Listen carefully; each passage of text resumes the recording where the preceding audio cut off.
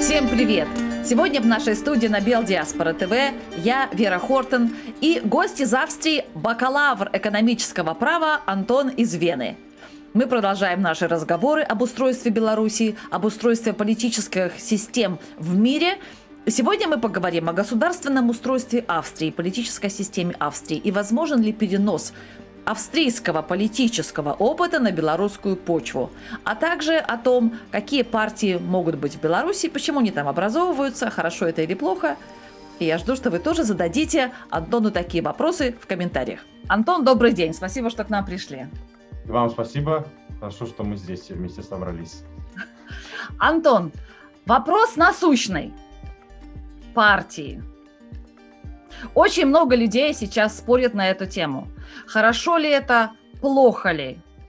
Я помню, в моем детстве был большой плакат. В вашем детстве уже такого не было. Народ и партия едины. Вот как вы думаете, что происходит сейчас в Беларуси с системой образования новых партий? Ну, сейчас это, если посмотреть на ситуацию в нынешней Беларуси, да, вот при Лукашенко, то это, конечно, назвать политической системой партии язык не поворачивается. Конечно, формально на бумаге там какие-то партии имеются, но это же все, это очевидно, что это все без дозвола сверху, понятно откуда, не работает, потому что, извините меня, если людей сажают на сутки за то, что они там трусы неправильного цвета вывесили на балконе, то о какой речь идет о том, потому что все партии, которые создавались, особенно вспомните старую оппозицию, всякие там БНФ, Европейская Беларусь и так далее, все же попересажали, поизбивали, выкинули из страны, то, в принципе, можно, и резюмируя, можно сказать, что партийного ландшафта, заслуживающего этого названия в Беларуси на данный момент не существует. А как вы думаете, почему он образовывается? То есть это нормальный ход вообще политического процесса, или это вот Москва приказала, а ну-ка давайте партию, и они сразу все побежали создавать? Вот как это вам видится? Не касаясь конкретных примеров, это, естественно, нормальное развитие общества, потому что то есть любая страна, в зависимости от того, какие ее стартовые условия, проходит примерно одни и те же трансформации. В каждой стране было там свое средневековье, но в разное время, там свои древние времена и так далее. Какие-то страны до сих пор в средневековье, дальше, а какие-то уже там в 21 веке. Вот, и, естественно, раньше это все длилось там сотни лет, а сейчас, естественно, страны перепрыгивают. А насчет конкретных примеров, что в Беларуси происходит, ну, это сложно сказать, потому что там же все эти, сейчас же непонятно, кто с кем связан, да, потому что, понятно, если мы говорим про партию вместе, да, Белгазпромбанк, Бабарика, да, то есть, конечно, можно сказать, что это типа Москва, но с другой стороны, что зачем Лукашенко иметь как бы такую вещь, которую он не контролирует, значит, это ему тоже каким-то образом выгодно. Я не могу ответить на этот вопрос, вот, но в любом случае это желание создания партии для трансляции своего мнения – это нормальное желание любого как бы развивающегося общества, да, но на данный момент это, конечно, подконтрольно кому-то, да, то есть либо Москвы, либо Лукашенко. Вот это, конечно, я не могу сказать, потому что я не знаю, да, это все спекуляции, но это желание такое, учитывая, что, естественно, все смотрят на Запад и так далее, что типа вот там есть партийные системы и так далее, и у них там все хорошо, то поэтому мы хотим такое тоже создать. То есть, в принципе, это нормально, но, как я уже сказал до этого, это, естественно, с партийным ландшафтом ничего не имеет общего. Ну, вот есть еще такой у меня вопрос. Ну, вот все-таки, как вы думаете, чем обусловлено желание людей сейчас, которое вот появилось сейчас, создавать разные партии?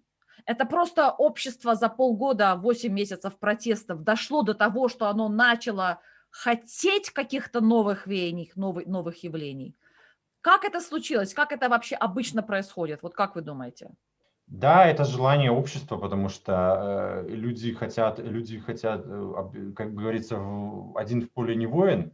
Вот. И так как в Беларуси никогда не было ситуации, что отдельный человек или маленькая группа, неформализованная группа людей очень сильна, Ну, мы не говорим там о подполье или когда-то, мы говорим именно вот в открытую, да, вот когда в открытой жизни страны отдельный человек, он как бы, ну, не мог ничего сделать, в отличие от там европейских стран и других развитых стран, например. И, естественно, люди, они хотят иметь какое-то убежище. Это, в принципе, так же, как и с религией и верой, что человек не хочет быть один, он хочет с какими-то единомышленниками делать какое-то общее дело. И как мы видим, что вот там в начале, на рубеже 19-20 веков создавание партий, политических движений, в принципе, вот это по всей Европе так было. Естественно, люди просто, то есть,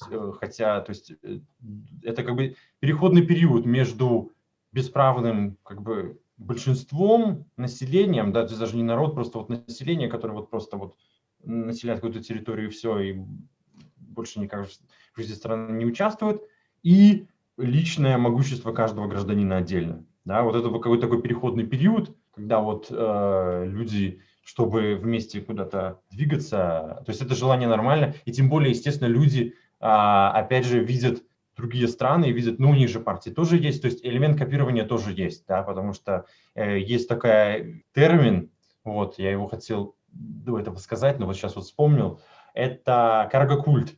Вы слышали о таком? Нет, нет, нет, я не знаю, что это. Ну, карго-культ, короче, во Второй мировой войне американцы использовали какой-то остров в Тихом океане как свою военную базу. И там жили местное население, которое жило, ну, в принципе, в каменном веке, там в шалашах жило и так далее. Но чтобы населению было хорошо, и, ну, как бы, чтобы оно их поддерживало, естественно, там им давали всякие ништяки, там еду, там медикаменты и так далее, и так далее. И у них там были много самолетов, они взлетали, садились и так далее. Потом, когда Вторая мировая война закончилась, американцы ушли, да, потому что им уже не надо, а народ остался, привык, что типа вот прилетают самолеты, им что-то выходят тут типа белые люди, там дают им всякие вкусности и так далее, и хорошо. И они подумали, ну, они же прилетают на самолетах и маршируют хорошо. Если мы так же сделаем, то тогда будет хорошо. И там действительно есть фотографии, очень, очень забавные фотографии. Там они из очень хорошего, то есть Я сейчас вспомнила, я видела это, да. Самолеты, вы видели эти самолеты из да. соломы, там они палки берут и маршируют и так далее, то есть очень серьезно подходят к этому вопросу. Но они получают ништяки? Нет, конечно. То есть как бы вот это вот копирование, когда ты думаешь, вот если мы будем маршировать, как белые, ходить там и так далее, вот такой элемент тоже есть, когда мы вот берем типа, ну вот там же тоже давайте мы скопируем, и если мы будем маршировать так же, как колонизаторы, грубо говоря, то тогда мы заживем так же, как они. То есть вот это вот желание, то есть это в принципе можно разделить на две части. Копирование в рамках карго-культа, оно есть, потому что белорусы живут хуже, чем все остальные, и они думают, если они скопируют, то будет хорошо также у тех, у кого есть там какие-то системы. Вот. А второе, это как бы такой исторический момент, через который проходит каждое общество. Вот, в принципе, можно так вот ответить на этот вопрос. Хорошо, спасибо. Антон, а что вы можете рассказать все-таки о партийной системе, например, Австрии? Поскольку вы там живете, я так понимаю, учитесь вы же тоже на австрийском языке, то есть не на русском. Да. Ну, у нас партийная система, там несколько партий разных направленностей в федеральном парламенте и в парламентах федеральных земель. Как бы по сравнению с Белоруссией, любая партийная система, даже очень критикуемая партийная система Америки, где только две партии, и там очень поляризованное общество, ты либо с той стороны, либо с другой стороны, а посередине ничего нету, да. То есть даже такие системы по сравнению с Белоруссией, это уже небо и земля, да, космос и там. Но это не значит, что нужно брать и копировать, да. То есть первое, что нужно смотреть, это не то, что типа вот раз страны, которые живут лучше нас, вот у них такая, то есть некоторые страны живут лучше Беларуси, потому что у них такая система, и поэтому мы должны взять эту систему и скопировать, и тогда мы заживем так же, как в Австрии. Так не работает. Эти системы, они исторически сложились. И, конечно, они влияют на тот уровень жизни, который есть в стране, да, но это не автоматизм такой, типа, если мы примем австрийскую систему, все станет хорошо, да, и поэтому Да, в Австрии, конечно, партии, они борются, настоящая есть политическая конкуренция и так далее, и так далее. Выборы прозрачные и все такое. Но это все снаружи. Снаружи все выглядит отлично, но внутри я бы сказал, что это не совсем хорошая система, потому что у нас большая проблема с разделением властей, особенно если мы говорим про законодательную и исполнительную власть. Потому что у нас, когда партии попадают в парламент, они создаются парламентские клубы. Там назначается, то есть парламент консультируется при назначении Кабмина и так далее.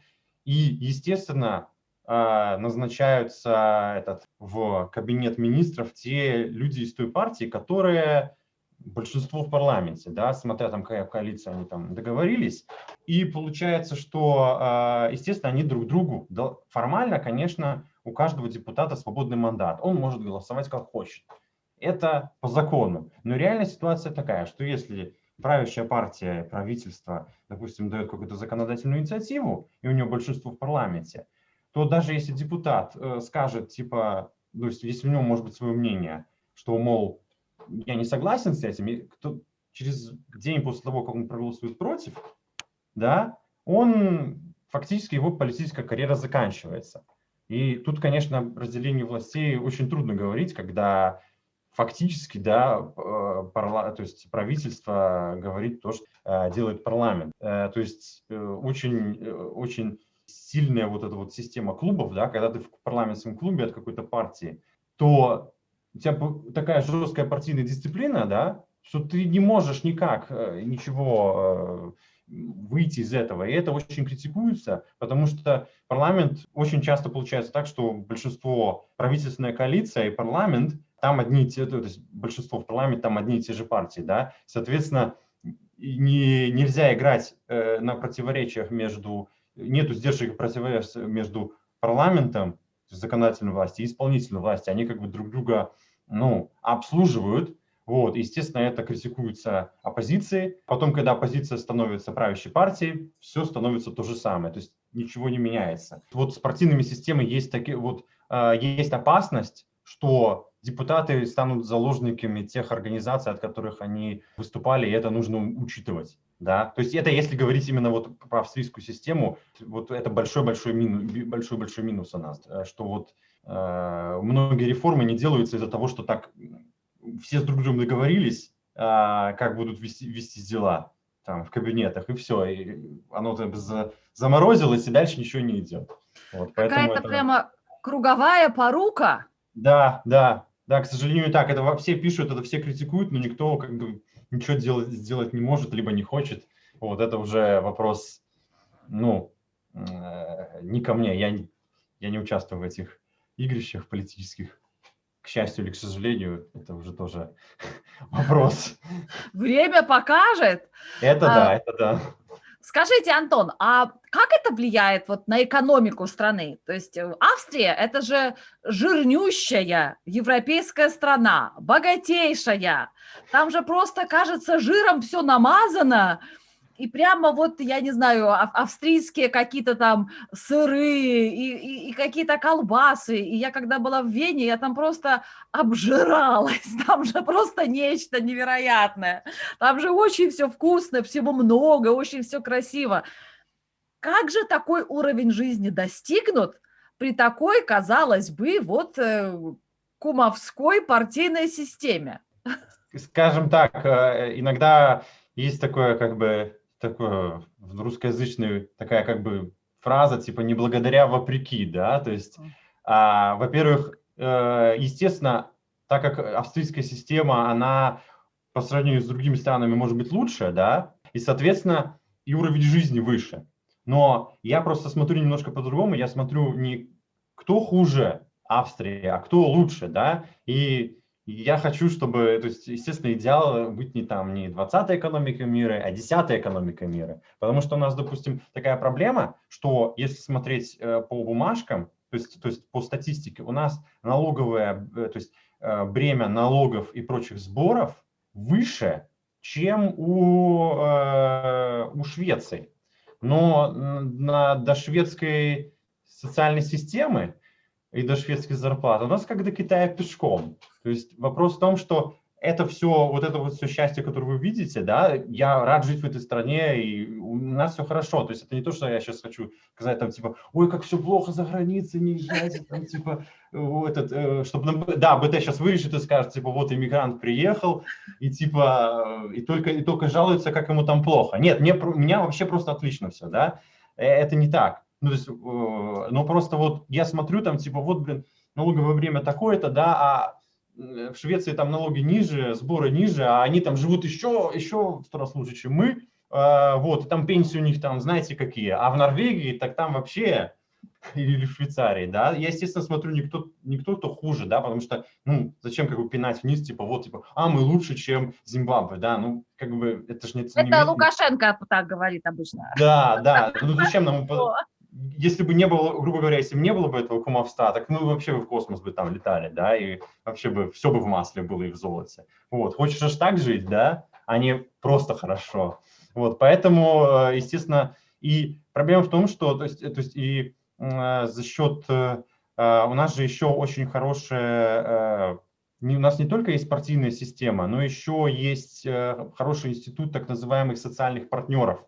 Это общественные организации, у которых особый статус, которые представляют некоторые слои общества, и они очень сильные. Допустим, торгово-промышленная палата Австрии очень сильная, которая представляет промышленность, в общем, капитализм в широком смысле этого слова. Есть рабочая палата, которая представляет именно вот наемных работников и рабочих.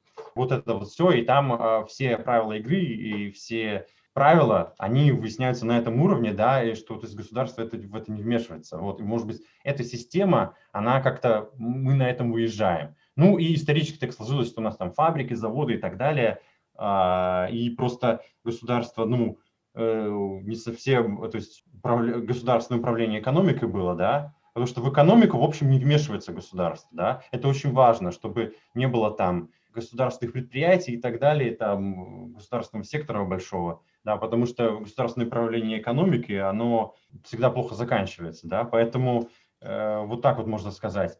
И так как у нас все хорошо уже стало, да, мы достаточно сильны, чтобы пережить, то есть у нас есть в Австрии защита от идиота, да, то есть даже если... Чего в Белоруссии нет? Да, вот в том чем вопрос. То есть даже с нашей, казалось бы, очень неэффективной системе, что-то, даже учитывая то, что наша партийная система далека от идеала, мы, условно говоря, невозможно выбрать там какого-то президента или премьер-министра, там, объясняла с гранаты, который все развалит там за 5 лет, и ему жить в 100 раз хуже, да.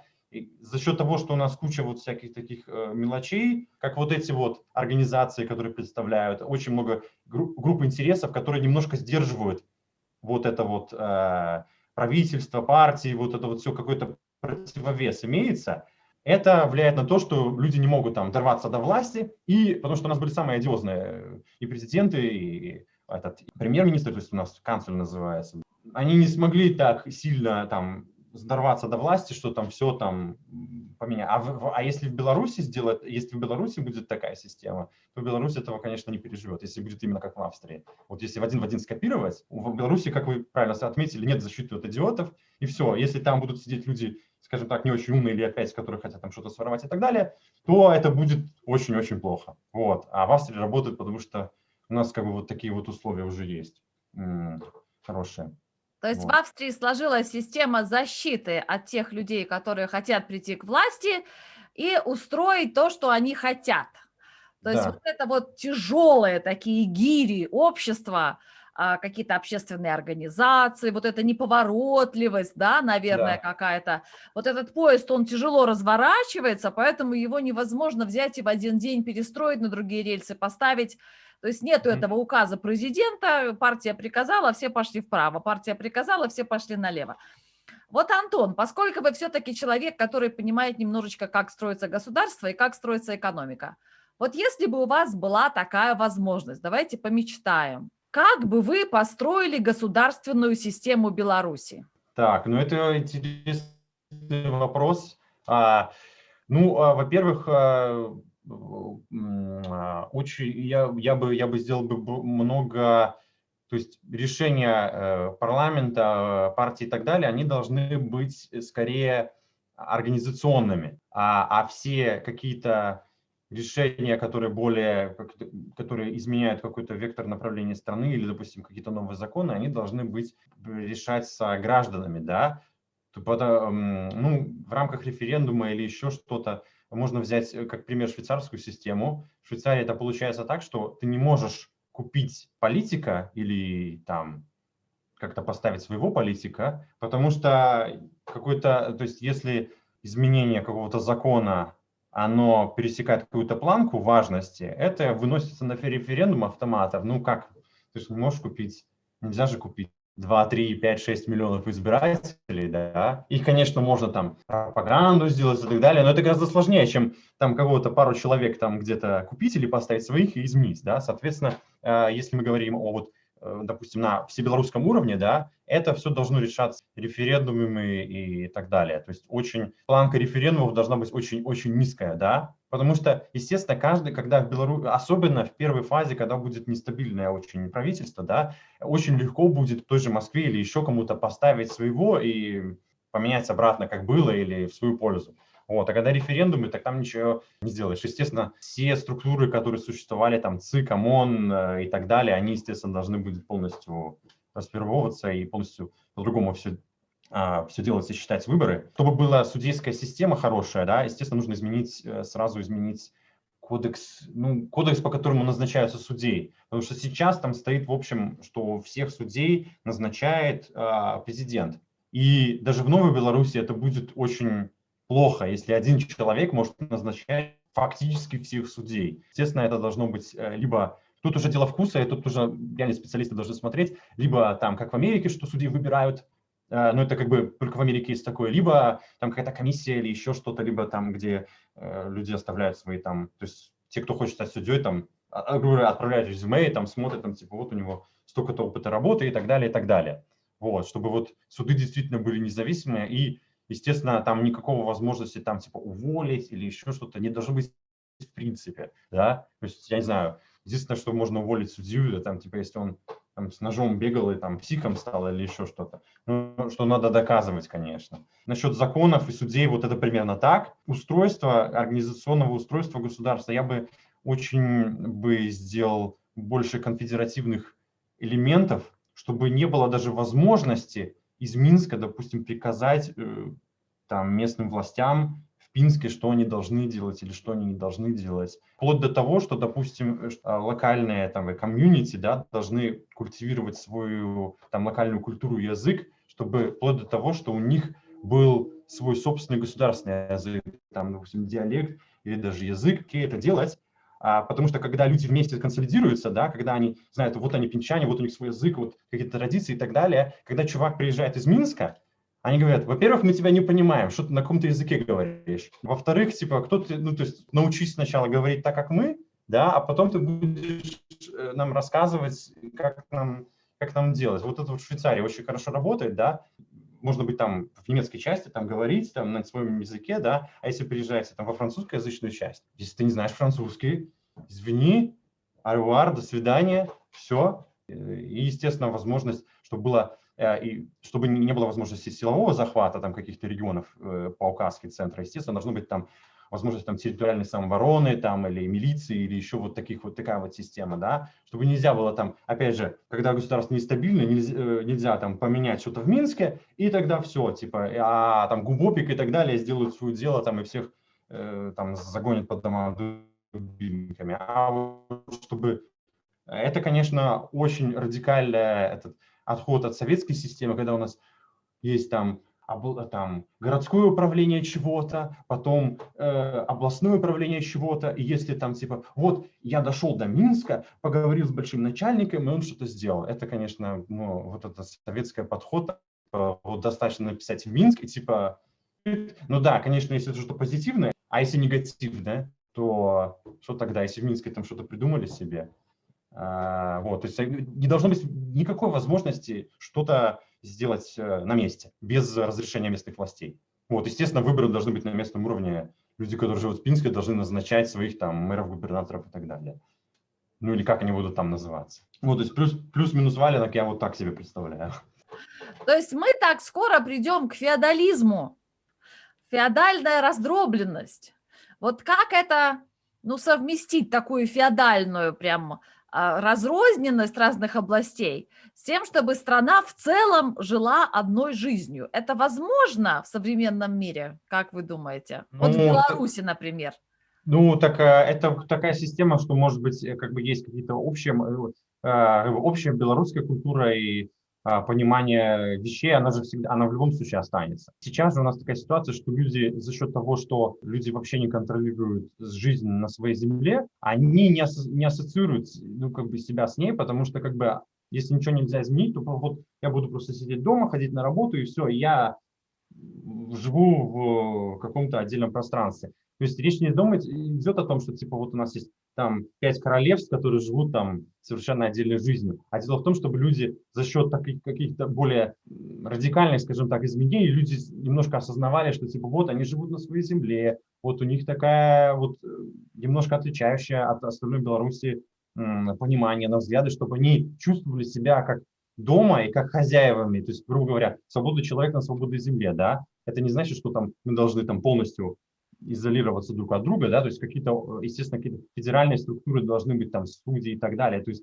это не то, что там Пинское там княжество может там сделать все, что хочет, да, и типа там устроить там какие-то безобразия, да. Объявить войну Америке. Ну, например, да, то есть, естественно, тут должно быть, естественно, противовес, чтобы как бы не взрывались, да, такого прямого, то есть линия контроля, чтобы примерно одинаковая была ситуация по всей стране, она просто должна быть не прямая, как сейчас, а просто она должна быть кривая, она должна быть такая, ну, то есть не приказного порядка, не вертикаль, а как-то вот так вот. Естественно, это вот сейчас просто я примеры даю, да, в реале это, конечно, там дело вкуса и там взгляда людей, там кто-то говорит, что вот такая система это слишком радикальное изменение, да, может сделать по-другому. Естественно, должны быть какие-то противовесы, чтобы уж совсем не было такого разрыва территорий.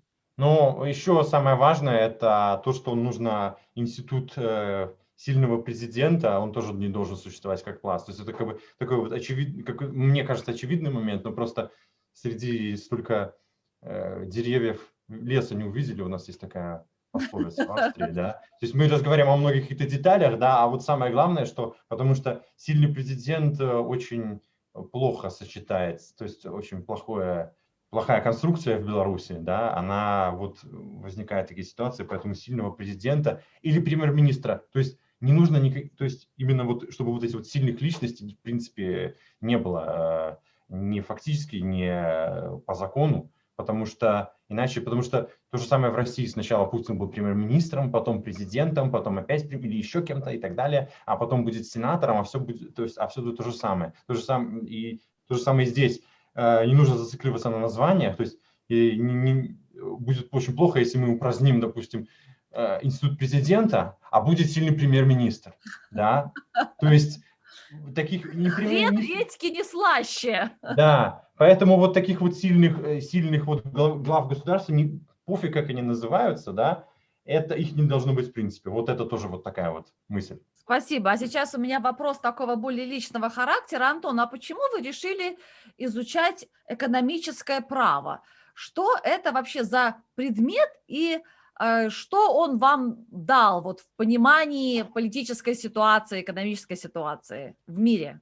Я решил, у нас просто так сложилась ситуация в семье, что мы исторически очень много имели правовых споров, особенно там, ну, с государственными органами, меньше в Австрии, больше в Беларуси. Ну, когда я был маленький, это еще там папа занимался. Вот он нам читал там, изучал там таможенный кодекс и так далее, потому что мы на машине ездили, и там он знал, там, например, таможенный кодекс лучше, чем все эти, им должностные инструкции лучше, чем все эти таможенники. И я подумал, что типа если человек знает законы, да, то он хорошо может защитить себя. И я подумал, что в принципе, если я вот буду изучать право, вот, я смогу, как минимум, это мне даст, что я смогу защитить себя, И так как юридическая профессия очень хорошо оплачивает, то за деньги я с радостью защищу и других.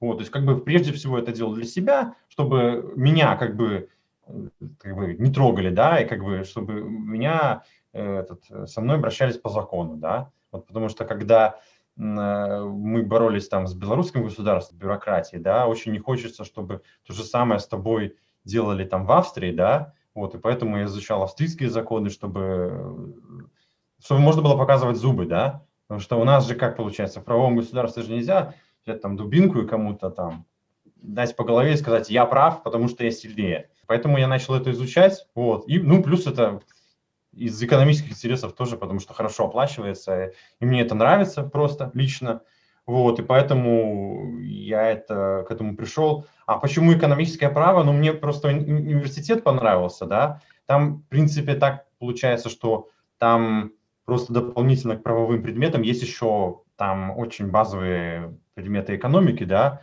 вот, и в некоторых предметах другой немножко акцент на экономические дела. Ну, в общем, как бы это не сильно отличается от если бы я бы просто пошел бы в Венский университет, потому что я в экономическом университете Вены, да, а вот я пошел бы в Венский университет на обычного юриста. Вот, и поэтому, то есть вот примерно так, как моя история, как я к этому пришел. Спасибо большое.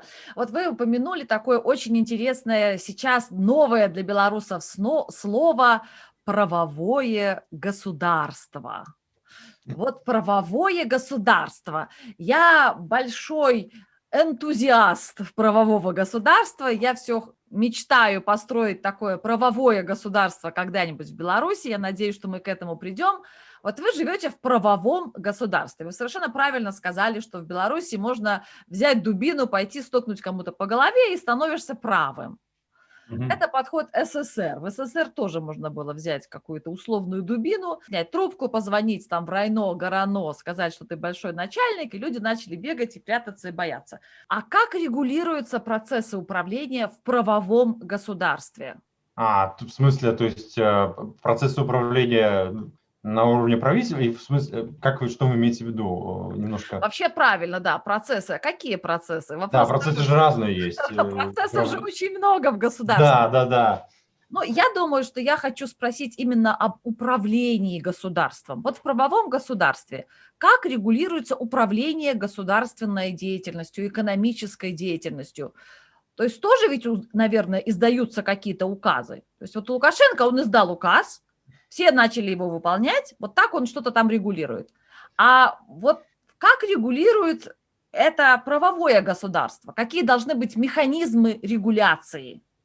Ну, тут я ничего нового не скажу, просто законы, человеческие, нормальные, адекватные законы, которые принимает парламент, который не марионеточный. Все, да. Если мы говорим, что вот парламент сделал такой-то закон, по которому правительство может делать так и никак по-другому, то все. Ну а что, а если не будет исполнять закон, тогда импичмент или там как бы выражение недоверия автоматом идет в отставку. То есть, естественно, такие процедуры импичмента и отставка правительства, она должны быть. Как раз у нас была такая ситуация в Австрии. Там очень большой коррупционный скандал возник там одно видео, там одна партия у нас есть, да, и там засняли на видео, как они перед выборами там уже говорили, что вот нам все заплатили, сейчас мы получим власть, и там нашим друзьям все будет хорошо. И тут парламент собрался и высказал недоверие всему правительству. Вот, и правительство вынуждено было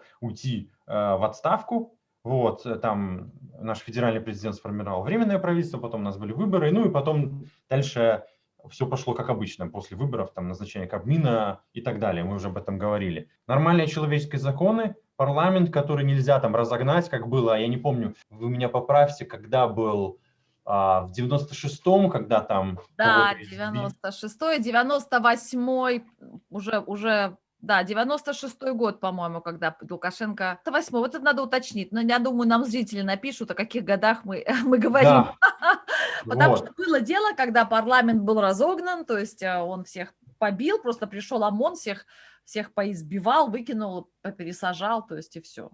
Да, вот, то есть, естественно, как бы тут, естественно, таких структур, как я уже сказал, таких как ОМОН, ГУБОПИК и прочее, все эти структуры, которые были созданы при Лукашенко или там в Советском Союзе, которые использовались только для того, чтобы у него охранять власть, естественно, таких структур не должно быть в принципе, потому что с обычной полицией и милицией, которые там ловят каких-то бандитов или хулиганов, да, эти структуры не имеют ничего общего, потому что бандитов они никогда не ловили, они только, конечно, там в 90-х там каких-то бандитов расстреливали, да, но наполовину расстрелянных бандитов там были те, кто по горячую руку попался, да, то есть это тоже очень условно они там кого-то ловили, да, 99% это мы знаем, они били По-моему, демонстрантов. они всех взяли к себе на работу. Вот судя по тому, что Ну, или говорит взяли, сейчас ОМОН и ГУБОПИК, всех бандитов взяли на работу в охрану президента, и они там прекрасно работают, или уже их дети работают. Но да, ну или так, то есть тут уже какой вопрос, да, то есть тут речь о том, то есть то, что там в каких-то других странах есть спецподразделения, которые ловят террористов, ну хорошо, в этих странах пусть они остаются, да, но в Беларуси то, что называют там спецподразделение против терроризма, это не знаю, ну, мы все прекрасно это понимаем, спецподразделение против смены власти. для терроризма, Для для терроризма, да. террористическое подразделение само по себе нацеленное на то, чтобы просто удерживать у власти все то, что сейчас у власти находится, и власть никогда не сменить. А что вот сделать с ними? Вот просто мне интересно, молодых людей есть свежий взгляд на жизнь. Что сделать с этими подразделениями, которые вот Институт охраны президента, вот эта армия, которая когда-то разогнала парламент, сейчас она разгоняет собрания, сейчас она уже ловит людей на улице, она уже грабит, она уже просто бросает людей в тюрьму, она уже совершает самые незаконные бандитские действия, которые только можно себе придумать против населения. Что с этим бандитским формированием? Что с ним сделать? Ну, с людьми, ну, это очень сложные социальные вопросы, потому что, ну, я не знаю, сколько там у нас силовиков, там 50 тысяч или 100 тысяч, или, я не знаю, численность там армии. Ну, армия отдельно, там много просто срочников или еще кого-то. Но если говорить про именно вот Министерство внутренних дел, вот эти вот все структуры, да, конечно, там получается около 100 тысяч человек, если 7 семей и так далее. Это сложный вопрос, на самом деле. Конечно, если говорить эмоционально, там, типа, всех пересажать нафиг, но проблема в том, что это нужно доказывать, да, каждое преступление. Соответственно, ну, разумеется, те, кто были замешаны в каких-то, замешаны уже, то есть очевидно замешаны в каких-то преступлениях, особенно начальники этих людей, Карпенков там и так далее, да, естественно, даже по нынешнему белорусскому уголовному кодексу у нас есть узурпация власти, статья до смертной казни. Вот, это люди знают. Даже по Конституции 94 года смертная казнь у нас была. Вот, не то, что я такой большой фанат смертной казни, типа всех надо расстрелять нафиг. Нет, конечно, нет. Но смертная казнь у нас есть, это факт. Вот, и у нас есть эти статьи, которые всегда были, да, и при легитимном правительстве тоже.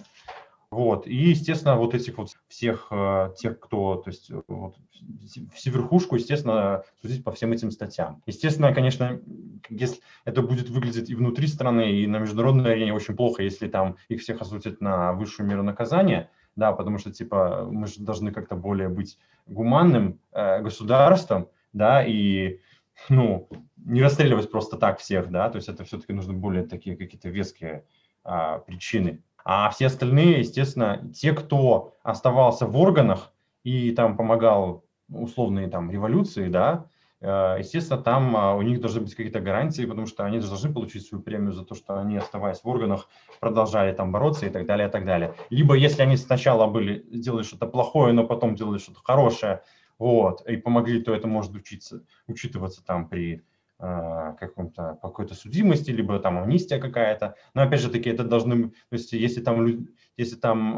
человек кого-то изнасиловал или убил или так далее, то, естественно, вопрос о амнистии не должен стоять. То это преступник, который сидел в тюрьме, должен сидеть в тюрьме, и если даже этих преступников будет 10 тысяч, значит, их нужно всех 10 тысяч привести к суде, они должны получить свои там 10-15 лет или сколько там суд назначит, и должны все сесть. Это то же самое, да, грубо говоря, каждый хоть раз там в своей жизни там у кого-то что-то украл. И, естественно, большинство из них не посадили. Но это не значит, что если кого-то поймали на краже, ну, раз все воруют, ну, зачем его тогда сажать? Ну, то же самое и здесь. И если 100 тысяч человек виноваты в каком-то преступлении, значит, 100 тысяч человек нужно садить. Никаких амнистий, если они не делают что-то такое, что помогало рушить власть Лукашенко, что их делает достойной амнистии. Вот это тоже должно сделать правовое государство. А то получается так, что люди там били, убивали, делали незаконные какие-то вещи с людьми абсолютно безнаказанно. А потом, типа, в Новой Беларуси они будут ходить на работу там, как соседи людей или те люди, жертвы этих людей, будут смотреть на это. Типа, меня там этот судья посадил там на 15 суток, судья такой-то, такой-то, потом меня избил там вот такие вот сотрудники там на Окрестина, а потом оказывается, ну, мы их всех амнистировали, да, и они потом, он будет говорить типа, ну, жалко, что я тебя тогда не добил и так далее, да, потому что эти же люди, они же те люди, которые это все делают, все эти пытки, у них же вот это человеческие, то есть у них же человечности очень мало осталось, и, соответственно, то, что как бы будет новая Беларусь, они же не изменятся, это же все люди. Естественно, они будут там хихикать и говорить, типа, ну, типа, я всех там бил, убивал, а мне за это ничего не было. Если нужно отправить много людей под суд, то нужно отправить. И, естественно, какая-то личная такая вот, ну, это уже эмоциональное мое больше, это учителя. Вот у меня такое чувство, что учителя, они рождались в каком-то, то есть это ну, не от людей они рождались, они с какой-то другого планеты прилетели, да, потому что я вот понимаю силовиков. У них очень высокие ставки, да, но они получают за это премию. Они получают квартиры, большие зарплаты, власть, защищенность какая-то у них есть. А учителя, они за копейку лишали страну будущего, да, они аргументируют этим, ну, меня типа премии лишат, премия там 50 рублей или сколько, и поэтому, или там 100, 200, неважно, да, вот, они фальсифицировали выборы, да, то есть фактически продали за страну, там, ну, за сколько? За 200 рублей. Это еще более... А потом в этот же момент они говорят, ой, меня заставляют там то делать, как так плохо, так если бы ты не поделала выборы, дорогая, то жила бы уже давно в нормальной стране. Если бы все учителя бы вышли бы, у нас сколько учителей в Беларуси там, ну, я думаю, 1050 найдется. Если все учителя выйдут на улицы, да, то там совершенно другая, и если бы они бы массово не фальсифицировали выборы, то была бы уже совершенно другая вещь. И да, если какого-то директрису школы поймали на фальсификацию выборов, она тоже должна сесть. И не важно, что ее там заставляли и так далее. Нацистов тоже заставляли. И что? Их тоже осудили. Конечно, естественно, в случае с Германией такая ситуация была, что, естественно, судили только побежденных, потому что военные преступления союзников никто не судил. Но это вопрос 10-й. То есть аргумент типа, ну, меня заставили и так далее, и особенно там типа судьи, которые типа, ой, меня заставляют выписывать 15 суток, я такая бедная, я плачу, я пью и так далее. Вот там я смотрел один раз какое-то интервью на «Свободе», там человек, бывший силовик, общался там с судьей, типа, ну вот, я не хочу ему выписывать 15 суток, но надо. И там тот человек спросил, ну, может, тогда ты ему хотя бы штраф выписала, чтобы он домой поехал? Нет, я выписала ему 15 суток, и мне его было так жалко, я ему конфетку дала, да, вот. Так он сказал, так засунь себе конфетку твою куда подальше, да, то есть... Что делать? Естественно, это преступники, их всем нужно сажать. Другой вопрос, что это будет очень много людей, да, и, возможно, решить вопрос нужно то есть, потому что нельзя же построить тюрьмы там на 100 тысяч человек. Это будет, опять же, выглядеть очень плохо, вот, и это просто, ну, невозможно чисто логистически. Но хотя бы там, как минимум, что нужно сделать, это запрет на профессию и занимаемые должности, которые они занимали. То есть, если человек был учителем или директором школы, он вылетает из профессии навсегда. Если человек был силовиком, он вылетает из профессии навсегда. Достаточно есть работы в сельском хозяйстве. У нас же все эти, пока там будет реформироваться экономика, естественно, вот эти вот все аграрные предприятия, они же останутся, вот, и прочее, прочее. Ну вот пусть, вот это будет, это тоже наказание, да, когда человек получал там 2000 рублей, был там крутым судьей, да, и, допустим, он не так сильно нарушил закон, чтобы его можно реально там посадить, да, ну хорошо, будешь жить сейчас на 300. Ну вот посмотрим, вот это тоже за наказание, когда человека сверху он падает вниз. Вот, можно вот так сделать, то есть как бы запрет на профессию это минимум, ну и плюс ограничение передвижения, там домашний арест, там ГПС, метка на ногу, что там типа можешь ходить только на работу и так далее, вот такие вот дела.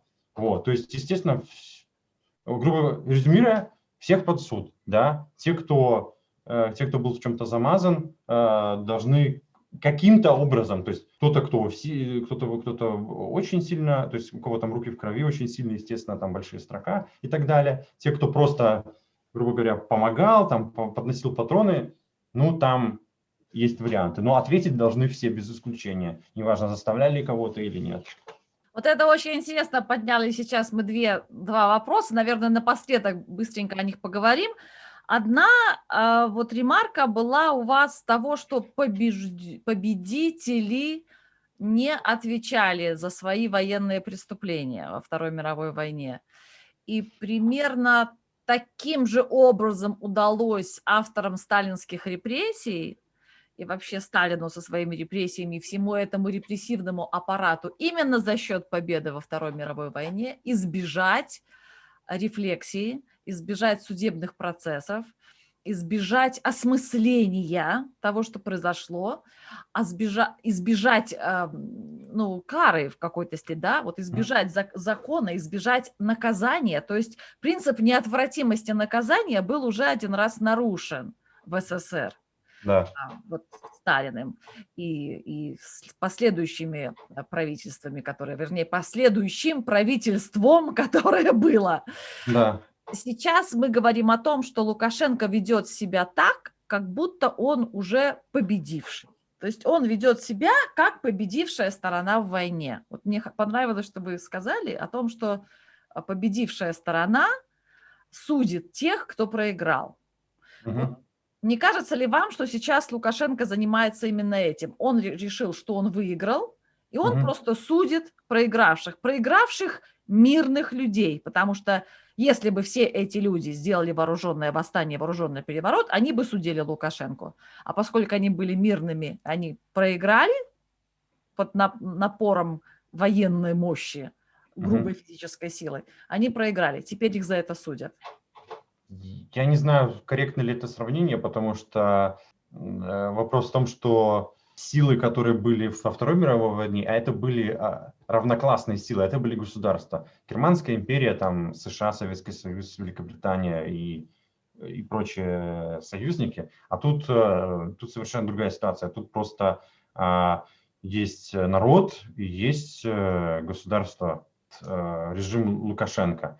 Так он всегда судил народ. Просто сейчас массово, просто народ не сопротивлялся, просто судили, скажем так, тех, кто был самый активный до этого. То есть эти же все репрессии, они же были практически всегда, они же не начали в августе. А что в 2010 году не было посадок? Или там в 98-м? Просто это не было так массово, потому что, скажем откровенно, всем было, не так интересно, потому что, сколько выходило в 2010 году и тогда? Может быть, 100 тысяч в Минске и там пару в регионах. На следующий день уже выходила, может быть, половина, а через неделю вообще все забыли, что было. То есть большинство людей не интересовалось этим по факту. Это тоже нужно признать. Вот. Соответственно, это просто сейчас тут речь не идет о том, что там проигравшая сторона судит. Просто проигравшая сторона, то есть выигравшая сторона судит. Тут дело в том, что мы-то ж не совершали никаких военных преступлений, да, поэтому тут вопрос-то совершенно другого плана.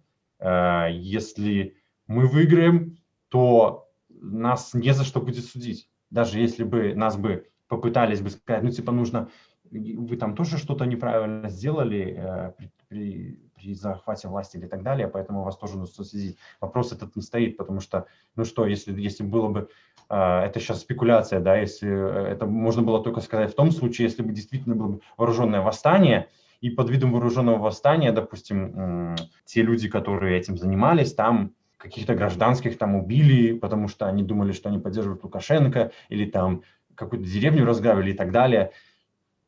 Это только вот если такая ситуация будет, и, допустим, если их не осудят за вот эти вот преступления, а только Лукашенко за его преступления, тогда можно сравнивать. Но так, если у нас люди, которые выходили шариками, то тут какие преступления, тут не может быть никаких преступлений. Вот. Это просто акт ведения войны. Просто если были бы вооруженное восстание, то было бы просто военные действия, а так это просто обычные репрессии, просто массового порядка. Естественно, законом ничего не имеющие, это просто чисто формальная вещь.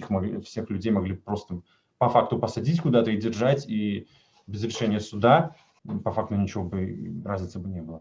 Вот, то есть поэтому сравнение, если бы, допустим, то есть только если бы было бы вооруженное восстание белорусов, да, и там какие-то вещи зашли бы далеко, и получилось бы так, что судили бы только лукашистов, а не тех, кто был в вооруженном восстании, то, конечно, тогда можно это сравнивать во Второй мировой войной, что типа, мол, победителей не судят. Но пока у нас такого вопроса не стоит, поэтому тут это уже так, гадаем на кофейной гуще. Спасибо большое, Антон. Ну, вот еще совсем последний вопрос. 25 последних вопросов. Если бы вы образовывали партию в Беларуси, Повторите еще свое предложение, я не расслышал. если бы вы образовывали партию в Беларуси, какая бы это была партия? В смысле, в Новой Беларуси вы имеете в В виду? Новой Беларуси, да. Ну, этот дисклеймер, я гражданин Австрии, поэтому как бы я могу, то есть я как бы не только законного права, но как бы морально как бы я считаюсь иностранцем, поэтому тут вопрос, ну, я небольшой фанат партии, да, поэтому я бы сказал бы, я бы создал бы партию, у которой была бы программа, уменьшаем власть в партийной системе, больше власти именно народу. Вот, и все. И как только бы цель была бы достигнута, я бы партию это бы распустил. Вот такая бы была у меня партия.